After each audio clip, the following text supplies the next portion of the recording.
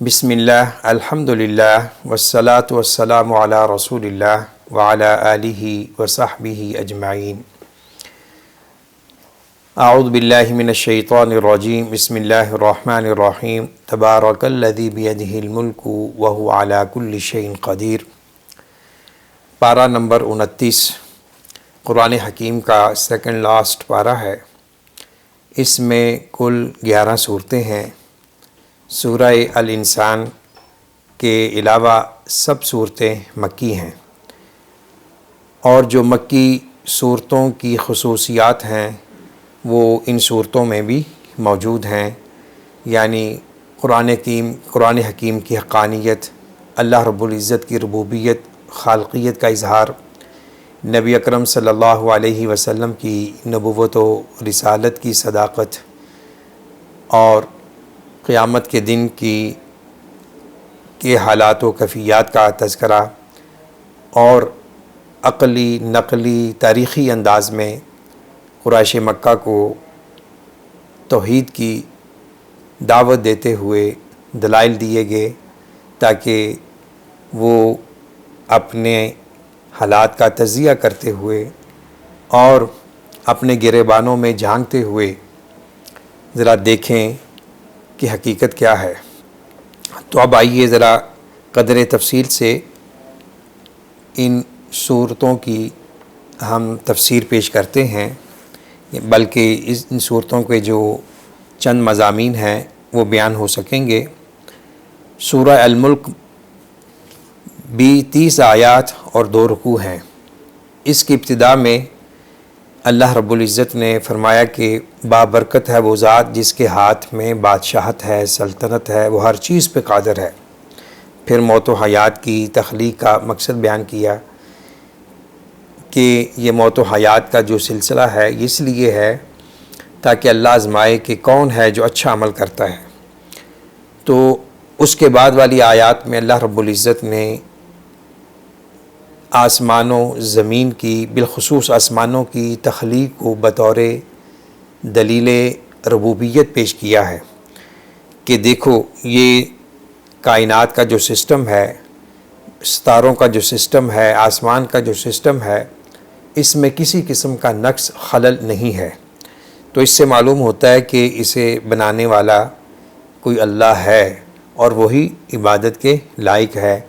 تو اللہ رب العزت نے بطور نعمت یہاں ستاروں کا بیان کیا ہے کہ اس نے ان ستاروں کے ذریعے آسمان کو مزین کیا ہے، اور ان ستاروں کے ذریعے شیطانوں کو رجم کیا جاتا ہے جو آسمان سے خبریں اچکنے کی کوشش کرتے ہیں۔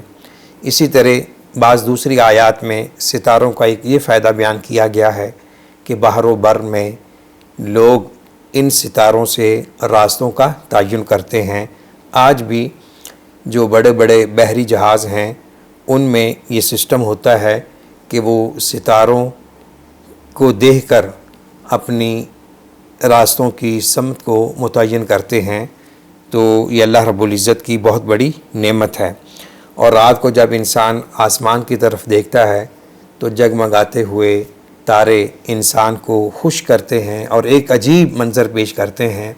تو انسان اس پہ ذرا غور و فکر کرے کہ اس چیز کو پیدا کرنے والا کون ہے، تو یہ اللہ ہی کی ذات ہے۔ اس کے بعد جہنم والوں کی کیفیت کا تذکرہ ہے، اور جو اللہ رب العزت سے ڈر جاتے ہیں اللہ نے ان سے مغفرت کا وعدہ کیا ہے، اور زمین کو اللہ رب العزت نے ایک بچھونے کے طور پہ بنایا ہوا ہے۔ یہ بھی اللہ رب العزت کی بہت بڑی نعمت ہے۔ اور پھر اللہ نے قریش مکہ کو اور دیگر منکرین حق کو یہ سوالی انداز میں پوچھا ہے، کیا تم اس حقیقت سے بے خوف و خطر ہو گئے ہو کہ اللہ تعالیٰ تم پر آسمانوں سے عذاب نازل کرے اور یا تمہیں زمین میں دھنسا دے؟ تو اللہ رب العزت اس بات پر قادر ہے۔ اور تاریخ میں ایسے واقعات ملتے ہیں، بالخصوص قصہ قارون میں، کہ اللہ رب العزت نے بعض اپنی نافرمان قوموں یا افراد کو زمین میں دھنسا دیا تھا۔ یہاں اللہ رب العزت نے 3 سوالات لوگوں سے کیے ہیں تاکہ وہ اپنی عقلوں کو استعمال کرتے ہوئے حقیقت کی معرفت حاصل کریں۔ پہلا سوال کہ تمہیں رزق کون دیتا ہے؟ اگر اللہ آسمان سے رزق بند کر لے، بارش نہ ہو، زمین میں قحط پڑ جائے تو اس کا علاج کہاں سے ہوتا ہے؟ اور اسی طرح وہ شخص جو منہ کے بل الٹا ہو کر چلتا ہے تو کیا وہ شخص اور سیدھا چلنے والا شخص برابر ہو سکتے ہیں؟ اسی طرح اللہ رب العزت کی حقیقت معرفت کا انکار کرنے والا، اللہ کو نہ پہچاننے والا اور اللہ کی پہچان رکھنے والا برابر نہیں ہو سکتے۔ اسی طرح اللہ نے یہ سوال کیا ہے، اگر تمہارا جو زمین سے پانی نکلتا ہے اگر گہرائی میں چلا جائے تو پھر کون ہے جو بہتا ہوا پانی لائے؟ آج کل بہت سی ایسی ہاؤسنگ سوسائٹیز ہیں کہ جہاں اربوں خربوں روپے کی انویسٹمنٹ ہے لیکن پانی دستیاب نہیں ہے، لوگ پریشان حال ہیں۔ تو اس قسم کے حالات میں بھی انسان اللہ کو پہچان سکتا ہے کہ زمین کہیں 50-40 فٹ پہ پانی آ رہا ہے اور کہیں 500-600 فٹ تک پانی دستیاب نہیں ہے، تو یہ اللہ کی قدرت کے کارنامے ہیں۔ اگر اللہ زمین کے نیچے پانی کو خشک کر دے تو وہ کون شخص ہے جو تمہیں بہتا ہوا ابلتا ہوا چشموں کی صورت میں پانی دے سکے؟ سورہ القلم کے آغاز میں اللہ رب العزت نے نبی اکرم صلی اللہ علیہ وسلم کے حق میں چند حقائق کا ذکر کیا ہے اور قسم اٹھا کر کہا ہے، قسم ہے قلم کی اور اس کی جو وہ لکھتے ہیں، آپ اپنے رب کے فضل و کرم سے مجنوں نہیں ہیں، آپ کے لیے بہت بڑا اجر ہے جو غیر منقطع ہے اور آپ بلا شبہ ایک بہت بڑے خلق پر فائز ہیں۔ خلق یعنی اخلاق عالیہ، اور بعض مفسرین نے خلق کی تفسیر دین سے بھی کی ہے، تو بہرکیف دونوں معنی درست ہو سکتے ہیں۔ تو یہ اللہ رب العزت کی طرف سے گواہی ہے کہ آپ اخلاق عالیہ پر فائز ہیں، اور آپ کے صاحب اخلاق ہونے کی گواہی آپ کے دشمنوں نے بھی دی اور آپ کی ازواج مطہرات نے بھی دی۔ تو کسی بھی انسان کی گواہی اس کے اہل خانہ کی، بالخصوص اس کی زوجہ کی، علماء اخلاقیات و نفسیات کے ہاں ایک بڑا وزن رکھتی ہے۔ تو آسمان سے بھی زمین سے بھی گواہیاں اس بات پر متفق ہیں کہ اللہ کے رسول صلی اللہ علیہ وسلم اعلیٰ اخلاق کے مالک تھے، اسی لیے آپ کی سیرت کو تمام لوگوں کے لیے نمونہ قرار دیا گیا۔ اس کے بعد ایک باغ کی تباہی کا قصہ ہے، اس کا خلاصہ یہ ہے کہ ایک شخص تھا، جب وہ اپنے باغ کا پھل توڑتا تو اس میں سے غریبوں کا حق ضرور دیتا تھا، اللہ کی راہ میں خرچ کرتا تھا۔ فوت ہو گیا تو اس کے بعد جو اس کی ناخلف اولاد تھی اور انہوں نے یہ سوچا کہ ہم غریبوں کو کیوں دیں، ہمارا مال کم ہو جائے گا، نیت میں فطور آ گیا اور کہا کہ ہمارے والد تو ایسے ہی تھے جو ایسے ہی لوگوں کو دے دیتے تھے، ہم کسی کو نہیں دیں گے۔ پلان کیا کہ راتوں رات ہم باغ میں جائیں گے، پھل توڑیں گے، واپس آ جائیں گے تاکہ کسی کو کانوں کان خبر نہ ہو، لیکن اللہ نے ان کی بری نیت کی ان کو سزا دی، باغ کو خاکستر کر دیا، باغ تباہ و برباد ہو گیا۔ پھر ان کو اپنی غلطی کا احساس ہوا۔ تو اس سے معلوم ہوا کہ اللہ کی راہ میں دینے سے مال میں اضافہ ہوتا ہے، برکت ہوتی ہے، نہ دینے سے مال سلب ہو جاتا ہے۔ اور یہاں آیت نمبر 42 اور 43 میں یوم یکشف عن ساق ویدعون الی السجود، اس تفسیر میں اہل علم کے 2 اقوال ہیں کہ اللہ رب العزت کی حقیقی پنڈلی ہے، اور یہ آپ صلی اللہ علیہ وسلم کی تفسیر سے ثابت ہے، اور دوسرا یہ ہے کہ اس سے مراد قیامت کی ہولناکی، قیامت کے مصائب اور شدائد ہیں۔ تو بہرکیف اس میں جو ہمارے لیے عبرت کی جگہ ہے وہ یہ ہے کہ اللہ تعالیٰ قیامت کے دن جب اپنی پنڈلی سے پردہ اٹھائیں گے اور جو اہل ایمان ہے وہ سجدہ ریز ہو جائیں گے، اور وہ لوگ جو دنیا میں سجدہ نہیں کرتے تھے یا صرف دکھلاوے کے لیے ریاکاری کے لیے کرتے تھے، تو ان کی ریڑھ کی ہڈی کے جوڑ ایک طبق کی شکل بن جائیں گے اور ان کو سجدہ کرنے کی طاقت نہیں رہے گی۔ وَقَدْ كَانُوا يُدْعَوْنَ إِلَى السُّجُودِ وَهُمْ سَالِمُونَ، تو دنیا میں ان کو سجدے کی دعوت دی جاتی تھی، نہیں کرتے تھے۔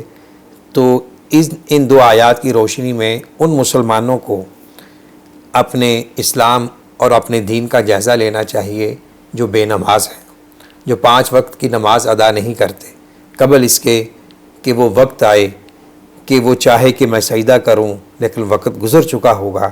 آج ہم ان حالات سے بھی عبرت حاصل کر سکتے ہیں کہ مسجدیں ویران ہو رہی ہیں اور مسجدوں میں جانے کا ذوق شوق پیدا ہو رہا ہے، لیکن حالات یہ کہہ رہے ہیں کہ آپ SOPs پہ عمل کرتے ہوئے گھروں میں نماز ادا کریں۔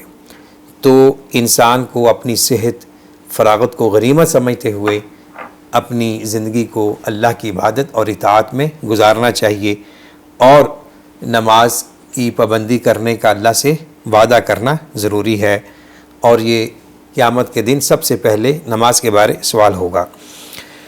سورۃ الحاقہ قیامت کا ایک نام ہے کہ واقعہ ہونے والی۔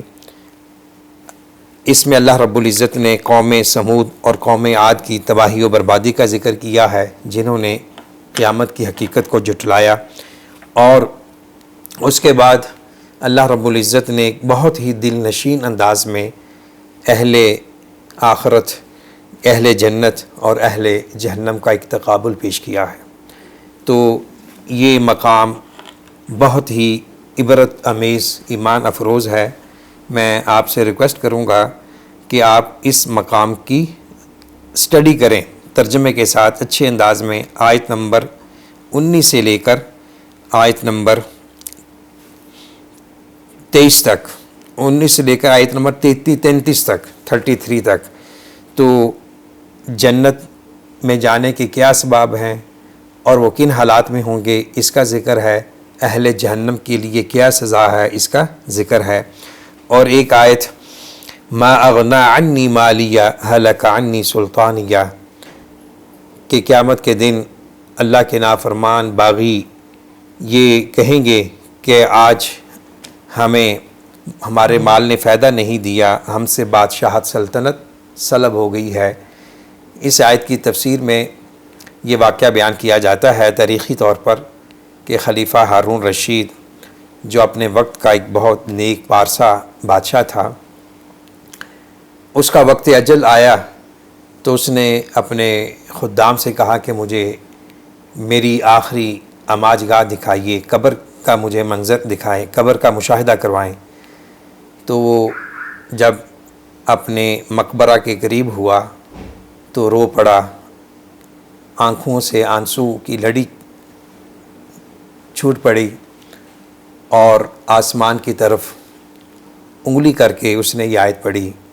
یہ وہ بادشاہ جو فی الواقعہ اقتدار، اختیار، بادشاہت، سلطنت کا مالک تھا، بڑی وسیع سلطنت تھی، تو یہ انجام ہر انسان کا ہے۔ اس نے کہا دعا کرتے ہوئے، اے وہ اللہ جس کی بادشاہت، سلطنت، اقتدار قائم دائم ہے، اس شخص پہ رحم فرما جس کی سلطنت، ملک، اقتدار ختم ہو گیا ہے۔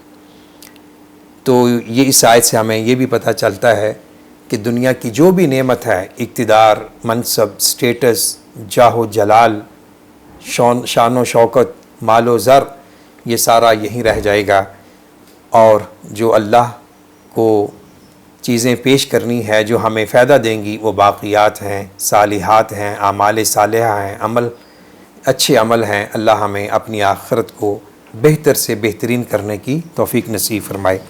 سورۃ المعارج 44 آیات اور 2 رکوع ہیں۔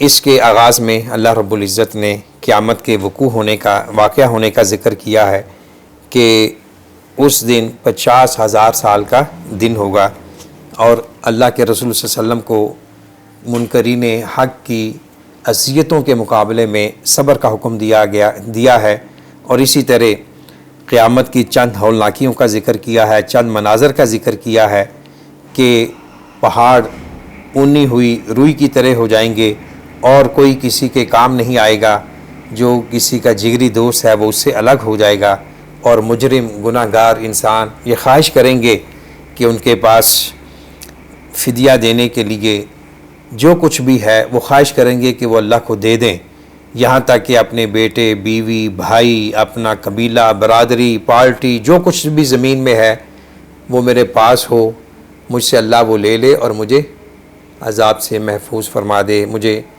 میرے حساب و کتاب سے آزاد کر دے، یہ خواہش کرے گا، لیکن اس وقت کی یہ خواہش کسی کام نہیں آئے گی۔ اور جہنم کی ہولناکیوں کا ذکر ہے، اور انسان کی چند فطرتی نفسیاتی صفات کا ذکر ہے کہ وہ جلد باز ہے اور جزا فضا کرنے والا ہے۔ کوئی برائی پہنچتی ہے تو گھبرا جاتا ہے، خیر پہنچتی ہے تو اترانے لگتا ہے، گھمنڈ میں ہو جاتا ہے۔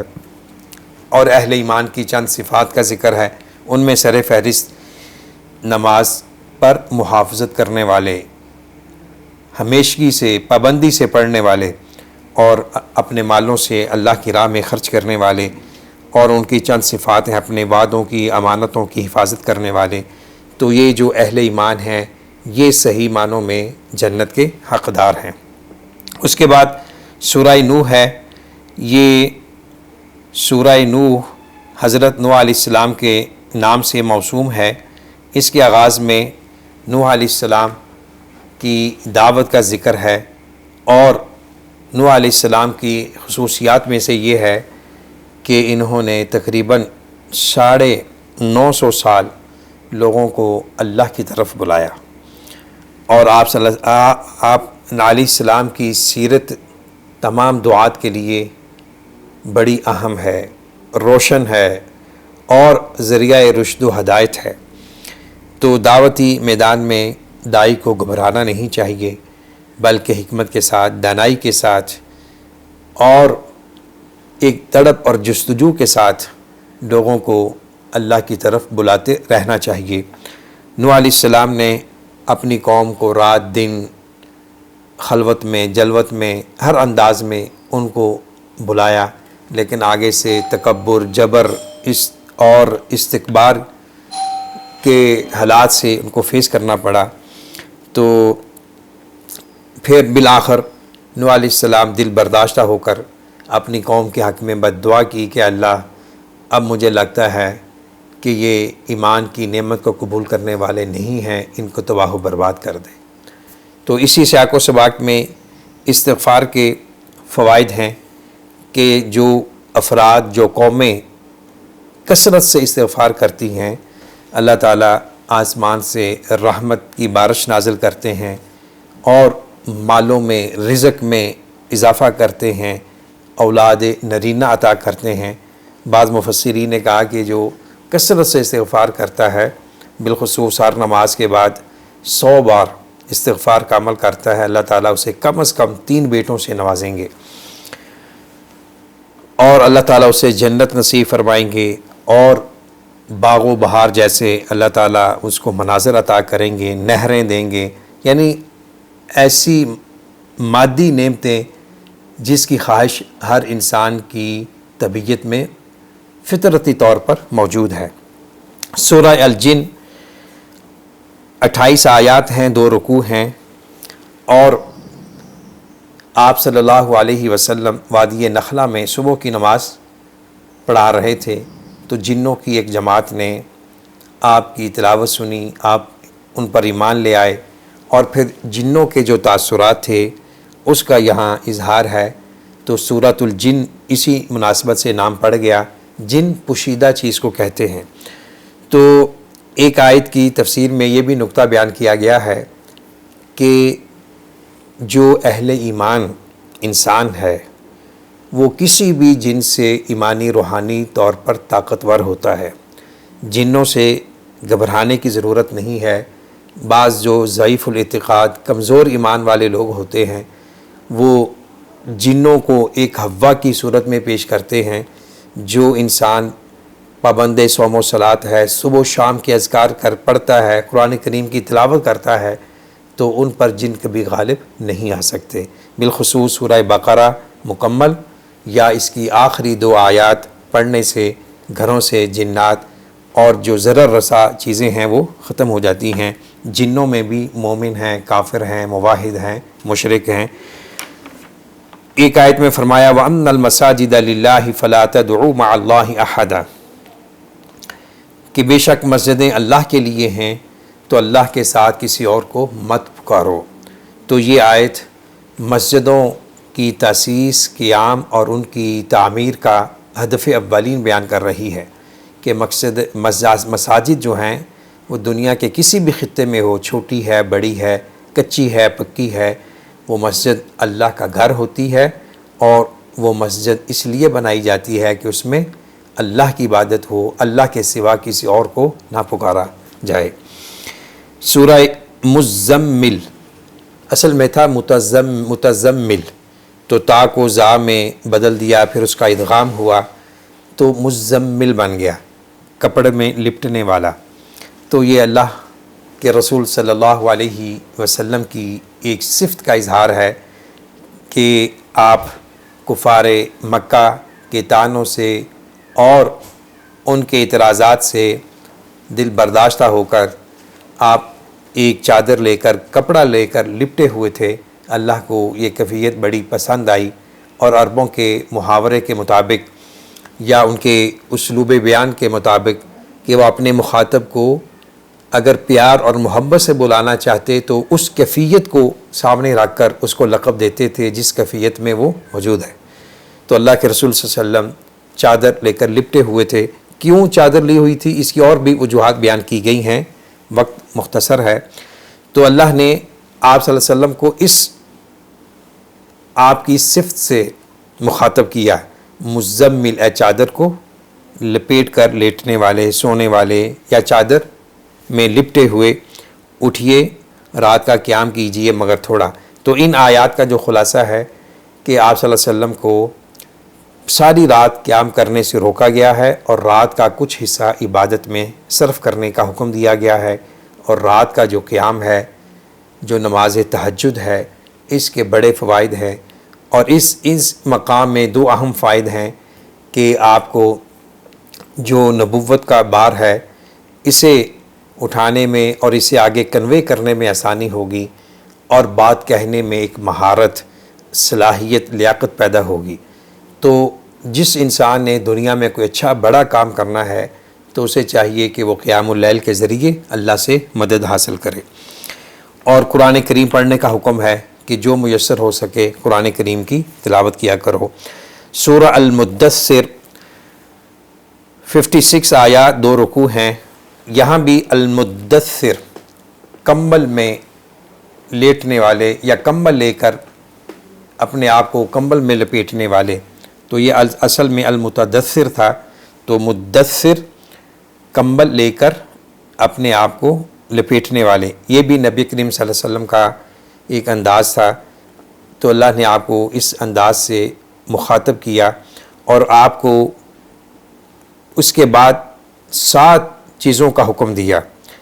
سورہ اقرا بسم ربک الذی خلق جو ہے، اس کے نزول کے بعد آپ پر کچھ عرصہ وحی منقطع رہی، تو اس کے بعد یہ سورہ مدثر کی ابتدائی آیات نازل ہوئیں۔ تو اللہ نے جو آپ کو حکم دیا ہے، تو اس حکم میں آپ کی امت کے افراد بھی شامل ہیں۔ اٹھیں، انذار کیجئے، اپنے رب کی بڑائی بیان کیجئے، اپنے کپڑوں کو پاک صاف رکھیں اور گندگی سے دور رہیں، اور زیادہ حاصل کرنے کے لیے کسی پر احسان نہ کریں، اپنے رب کے لیے صبر کرتے رہیں۔ تو آپ صلی اللہ علیہ وسلم کو اللہ نے ان احکامات سے نوازا۔ اس کے بعد قریش مکہ کے اس واقعہ کی طرف اشارہ ہے کہ لوگوں نے آپ کو کاہن، شاعر، مجنون، جادوگر کہنے کے لیے ایک میٹنگ بلائی کہ آپ کو کس لقب سے نوازا جائے تاکہ لوگ آپ سے متنفر ہوں، دور ہوں۔ تو پھر کہا کہ یہ نہ شاعر ہے، نہ یہ کاہن ہے، نہ یہ مجنون ہے، یہ چیزیں اس میں نہیں ہیں۔ تو پھر اس پہ اتفاق ہوا کہ چلو اس کو جادوگر کہہ کر اس سے جان چھڑائی جائے۔ تو یہ ولید بن مغیرہ جو قریش مکہ کا سردار تھا، دینا بینا جہاں دیدہ انسان تھا، اس کے مشورے پر اس پر اتفاق ہوا، اس کا ذکر ہے۔ اور قیامت کے دن جو 19 فرشتے ہیں ان کا بھی ذکر ہے۔ اور اسی طرح دوسرے رکوع میں ایک بڑا سخت مقام ہے بالخصوص ان لوگوں کے لیے جو نماز کی ادائیگی کو بڑا آسان لیتے ہیں، اور وہ کہتے ہیں کہ ہم مسلمان بھی رہیں اور 5 وقت بھی نماز کا مطالبہ بھی ہم سے نہ کیا جائے۔ تو یہ مقام ہمیں بتلاتا ہے کہ جہنم میں داخلے کے جو اسباب ہیں ان میں سے ایک اہم چیز نماز نہ پڑھنا ہے۔ گویا کہ جو شخص جہنم میں جانا چاہتا ہے وہ کچھ نہ کرے، نماز کو چھوڑ دے، تو اہل جہنم کا یہ اعتراف جرم ہوگا کہ ہم جہنم میں اس لیے داخل کیے گئے ہیں کہ ہم نماز نہیں پڑھتے تھے، ہم مسکینوں کو کھانا نہیں کھلاتے تھے اور گپ شپ لگانے والوں کے ساتھ رکھتے تھے، قیامت کو جھٹلاتے تھے۔ اللہ ہمیں ایسی بری صفات سے محفوظ رکھے۔ سورہ القیامہ، اس کے آغاز میں نفس لوامہ کا ذکر ہے۔ قرآن کریم میں 3 نفسوں کا ذکر ہے، نفس امارہ، نفس لوامہ، نفس مطمئنہ۔ تو امارہ جو گناہوں پر ابھارتا ہے، لوامہ جو اسے ملامت کرتا ہے، جس کا ضمیر ہوتا ہے، اور نفس مطمئنہ جو ایمان اور عمل صالح اختیار کرتے ہوئے مطمئن زندگی گزارتا ہے، اللہ تعالیٰ اسے جنت میں داخل فرمائیں گے۔ تو قیامت کی چند ہولناکیوں کا ذکر ہے، اور اسی طرح اس شخص کا ذکر ہے جو بدبخت ہے، جو نہ وہ قرآن حکیم کی شریعت کی تصدیق کرتا ہے، نہ نماز پڑھتا ہے، اور اعراض اور استکبار کا مظاہرہ کرتا ہے۔ سورہ الانسان، اس کا دوسرا نام سورہ الدہر بھی ہے۔ اس کے آغاز میں اللہ رب العزت نے انسان کی حقیقت کو بتلایا ہے۔ بعض مفسرین نے لکھا ہے کہ جو انسان سورہ انسان کی پہلی آیت پہ غور کر لے وہ کبھی تکبر میں مبتلا نہیں ہو سکتا۔ تو اللہ نے فرمایا کہ اے انسان، ہم نے تجھے عدم سے وجود بخشا ہے، تو کچھ بھی نہیں تھا، تجھے ہم نے نعمتوں سے نوازا ہے۔ اور پھر اللہ رب العزت نے انسان کے اس اختیار کا ذکر کیا ہے، ہدایت اور ضلالت کو اختیار کرنے کے لیے جو اللہ نے اسے ودیت کیا ہوا ہے۔ اہل جنت کی نعمتوں کا ذکر ہے، اور یہ مسنون ہے کہ یہ سورہ جمعے کے دن فجر کی دوسری رکعت میں پڑھی جائے، تو بہت ہی خوبصورت تلاوت میں بھی، پڑھنے پڑھانے میں بھی۔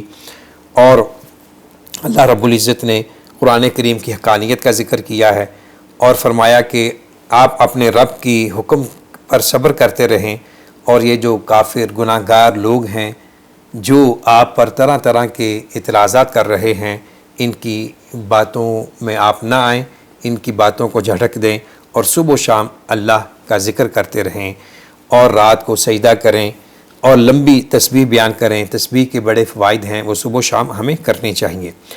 اس پارے کی آخری صورت والمرسلات، اس کے جو 3-4 آیتیں ہیں، اس میں اللہ نے قسم اٹھائی ہے ہواؤں کی، فرشتوں کی، کشتیوں کی، اور بعض نے کہا کہ اس سے مراد انبیاء علیہم السلام ہیں۔ بہرکیف اللہ نے قسم اٹھا کے فرمایا کہ جس چیز کا تم سے وعدہ کیا جا رہا ہے وہ واقعہ ہوگی، یعنی قیامت۔ اور پھر چند دلائل کا ذکر کیا ہے جن کا تعلق جمادات، نباتات سے ہے، اور پھر اللہ نے ایک آیت کو 10 بار بیان کیا، وَيْلٌ يَوْمَئِذٍ لِّلْمُكَذِّبِينَ، یعنی جو قیامت کو جھٹلائے گا بالخصوص، اور جو دوسرے حقائق کی تکذیب کرے گا، اللہ فرماتے ہیں ان جھٹلانے والوں کے لیے بربادی ہے، تباہی ہے، ویل۔ اور ایک معنی یہ کیا گیا ہے کہ ویل جہنم کا آخری ایک ٹھکانہ ہے۔ اللہ رب العزت ہمیں جہنم سے محفوظ فرمائے، اور فرمایا کہ جو متقی لوگ ہیں وہ ناز و نعم میں ہوں گے۔ اللہ رب العزت سے دعا ہے اللہ تعالی ہم سب کو جنت میں داخل ہونے والے اسباب داخل کرنے والے اسباب اختیار کرنے کی توفیق نصیب فرمائے، اور اللہ ہمیں ہر اس عمل بد سے محفوظ فرمائے جو جہنم کا راستہ ہے۔ اللہم انا نسألک الجنہ ونعوذ بک من النار، وآخر دعوانا ان الحمد للہ رب العالمین۔